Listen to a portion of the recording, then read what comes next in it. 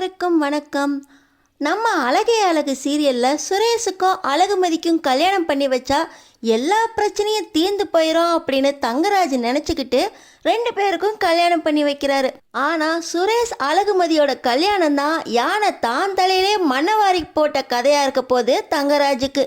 கல்யாணத்துக்கு அப்புறம் அழகுமதி என்னென்ன ஆட்டம் காமிக்க போகிறாங்க தங்கராஜுக்கு தெரிஞ்சுக்கிறக்க இந்த வீடியோக்கு ஒரு லைக் போட்டுக்கோங்க. ஸோ பார்த்தீங்கன்னா சுரேஷ் மதுமிதா கல்யாணம் நடக்கவே நடக்காது அப்படின்னு ஒரே முடிவாக சொல்லிட்டு மதுமிதாவை கூட்டிக்கிட்டு அவங்க அப்பா கிளம்பி போக, நான் சொன்ன மாதிரி சுரேஷுக்கு நாளைக்கு காலையில் சொன்ன முகூர்த்தத்தில் கல்யாணம் நடக்கும், யாரும் மண்டபத்தை விட்டு வெளியே போகக்கூடாது அப்படின்னு தங்கராஜ் சொல்லிட்டு சுரேஷை கூட்டிக்கிட்டு நேராக அவரோட தோப்புக்கு வந்துடுறாரு. இன்னொரு பக்கம் பார்த்தீங்கன்னா தங்கராஜோட அடியாளுங்க ராமநாதனை இழுத்துட்டு வராங்க. என்ன ராமநாதன் சார், இன்னைக்கு என்ன ஞாபகம் இருக்கா அப்படின்னு கேட்க, இன்னைக்கு உங்கள் கடனெல்லாம் அடைக்கிறதுக்கு நீங்கள் குறித்து கொடுத்த நாள், என்னால் 30 லட்ச ரூபா கடனை ஒரே வாரத்தில் கொடுக்க முடியல சார், எனக்கு ஏகப்பட்ட பிரச்சனை ஆயிடுச்சு சார், வேலையும் இல்லை வீடும் இல்லை, 30 லட்ச ரூபா கடனை என்னால் திருப்பி கொடுக்கவே முடியாது சார், என்னை மன்னிச்சிருங்க சார் அப்படின்னு இந்த ராமநாதன் தங்கராஜுக்கிட்ட பயங்கரமாக கெஞ்சுறாரு. ஏற்கனவே காலிலேயே விழுந்தாரு, இதுக்கே தங்கராஜோட மனசு இறங்கலை, இப்போ இப்படி கெஞ்சினா மட்டும் தங்கராஜோட மனசு இறங்கிருமோ? ஆனால் பார்த்தீங்கன்னா தங்கராஜ், நீங்கள் 30 லட்ச ரூபாய் கடன் அடைக்கணும், உங்கள் பொண்ணுக்கும் வேலை போச்சு, உங்கள் வேலை போச்சு, உங்கள் வீடு போச்சு, உங்கள் பொண்ணு படிப்பு போயிடுச்சு, நடுத்தெருவில் நிற்கணுமான்னு கவலைப்படுறீங்களா? இது எல்லாத்துக்கும் நான் ஒரு தீர்வு சொல்கிறேன்.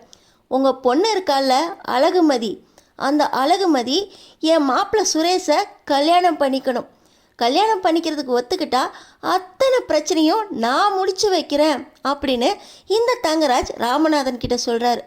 சார், உங்கள் மாப்பிள்ளைக்கு என் பொண்ணை கல்யாணம் பண்ணி வைக்கணுமா அப்படின்னு பயங்கர அதிர்ச்சி ஆயிடுறாரு.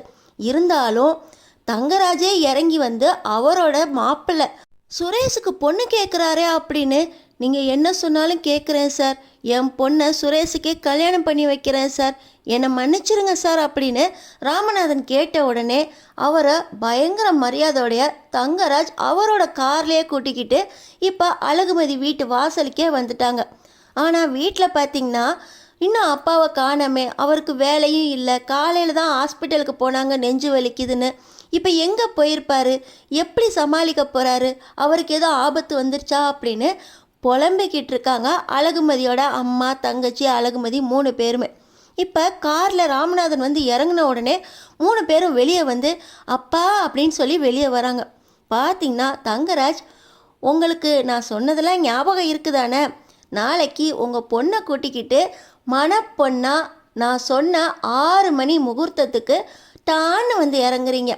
என் மாப்பிள்ளைக்கும் உங்கள் பொண்ணுக்கும் கல்யாணம் நடக்கணும். இந்த கல்யாணத்தை நல்லபடியாக நீங்கள் முடிச்சு வச்சிட்டிங்கன்னா உங்களோட பிரச்சனை எல்லாத்துக்கும் முடிவு நான் கட்டுறேன். தங்கராஜோட வார்த்தையை நம்பணும், தங்கராஜை நம்பினோர் கைவிடப்படார் அப்படின்னு சொல்லிட்டு தங்கராஜ் ராமநாதனை இறக்கி விட்டுட்டு கிளம்பி போகிறாரு. ஆனால் அழகுமதி இதையெல்லாம் கேட்டுட்டு உள்ளே வந்த ராமநாதன் கிட்ட, அப்பா அந்த என்ன பேசிட்டு போகிறான், அந்த மாப்பிள்ளை பொண்ணு என்னென்னமோ பேசிட்டு போகிறான், 6 மணிக்கு நம்ம எதுக்கு கல்யாண மண்டபத்துக்கு போகணும் அப்படின்னு கேட்க, மதி நீ செஞ்ச தப்ப நீயே சரி செய்கிறேன்னு சொன்னீல, இப்போவாவது அப்பா சொன்னதை கேளு, நாளைக்கு சுரேஷுக்கும் உனக்கும் கல்யாணம், இந்த கல்யாணம் மட்டும் நடந்துச்சுன்னா அவருக்கும் வேலை திரும்ப கிடைச்சிரும், நம்ம வீட்டுக்கும் விமோச்சனம் கிடைச்சிரும், நம்ம குடும்பம் நடுத்தருவில் நிற்க வேண்டிய அவசியமே இல்லை, எனக்கும் வேலை கிடைச்சிரும்.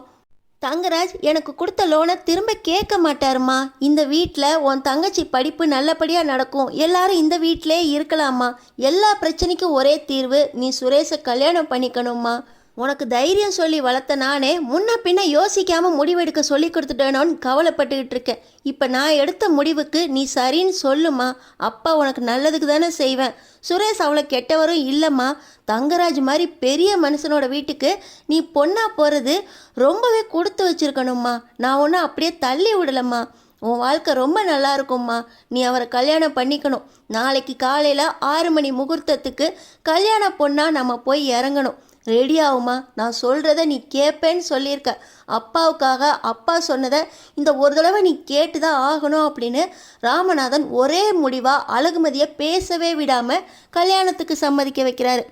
ஆனால் பார்த்தீங்கன்னா இன்னொரு பக்கம் இந்த சுரேஷ் நம்மளை மாப்பிள்ளைன்னு சொல்லி அழகுமதியை போய் பொண்ணுன்னு சொல்லிட்டாரே அப்படின்னு அப்படியே பயங்கர குழப்பத்தோட கோவத்தோட உட்காந்துருக்காரு. இப்போ ராமநாதனை இறக்கி விட்டுட்டு தங்கராஜ் நேராக சுரேஷ் கிட்ட தான் வராரு. மாமா, எனக்கு பொண்ணு பார்க்குறேன்னு சொல்லி ஒரு அடங்கா பிடாரியை எனக்கு கல்யாணம் பண்ணி வைக்கிறீங்க. அவளாம் பொண்ணே இல்லை மாமா, அவள் எனக்கு வேண்டாம் மாமா, அவள் எனக்கு பொண்டாட்டியா என்னால் கனவுல கூட நினச்சி பார்க்க முடியல மாமா அப்படின்னு சொல்ல, அந்த அழகுமதியை மட்டும் நீ கல்யாணம் பண்ணிக்கிட்டீன்னா வாழ்க்கையில் நீ தோக்கவே மாட்ட மாப்பிள்ள.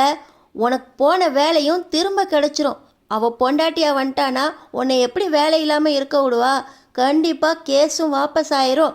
நீ வேலைக்கு போகலாம். உனக்கு நின்று போன கல்யாணம் அப்படிங்கிற பேச்சே வராது. மாப்பிள்ளையா அந்த அழகுமதி பக்கத்தில் நீ உட்காரு மாப்பிள்ள. உன் நல்லதுக்கு தான் சொல்கிறேன்.